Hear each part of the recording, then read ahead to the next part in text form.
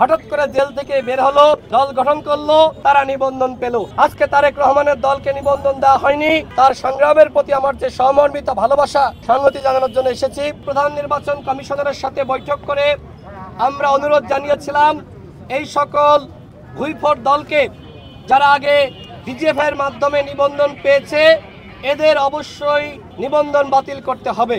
তাদেরকে বাতিল করা হয়নি।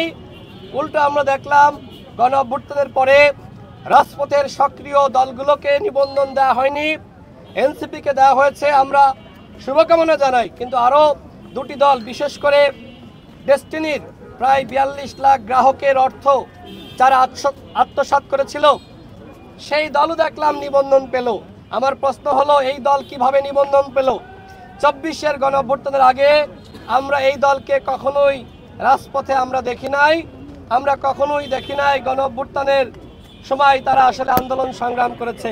হঠাৎ করে জেল থেকে বের হলো, দল গঠন করলো, কমিটি দিল, বাসা বাড়িকে অফিস হিসেবে দেখিয়ে দিল, তারা নিবন্ধন পেল।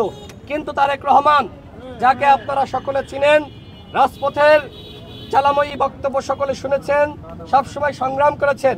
এমনকি তিনি একাই মাইক হাতে সবসময় ভারতীয় পণ্য বর্জনের স্লোগান দিয়েছেন, পণ্য বর্জন করার আহ্বান জানিয়েছেন।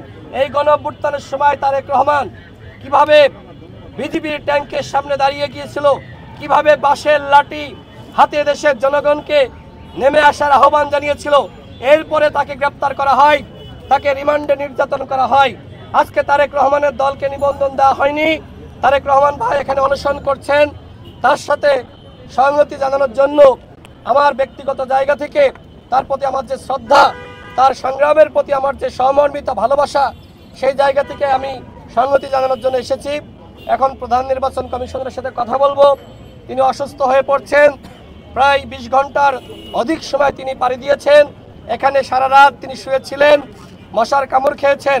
এইভাবে একজন রাজপথের সংগ্রামী নেতা তিনি রাস্তায় শুয়ে থাকবেন আর নির্বাচন কমিশনার বিন্দু তারা কোনো মন্তব্য করবেন না, সেটি হতে পারে না। তাদের মন্তব্য জানার জন্য, তারা কি ভাবছেন, কি করবেন, সেটি জানার জন্য মাননীয় প্রধান নির্বাচন কমিশনারের সাথে কথা বলার জন্য এই মুহূর্তে আমি যাব। তারেক রহমান ভাইয়ের যে আন্দোলন, সেই আন্দোলনের প্রতি আমার সংগতি রয়েছে, তারেক রহমান ভাইয়ের প্রতি ভালোবাসা রয়েছে। আমি মনে করি তারেক রহমান ভাই যে আন্দোলন করছে, এই আন্দোলন যৌক্তিক আন্দোলন, এবং তার দল আমজনতার দলকে অবশ্যই নিবন্ধন দিতে হবে। দেশে দেশে সবার সাথে দ্য নিউজ।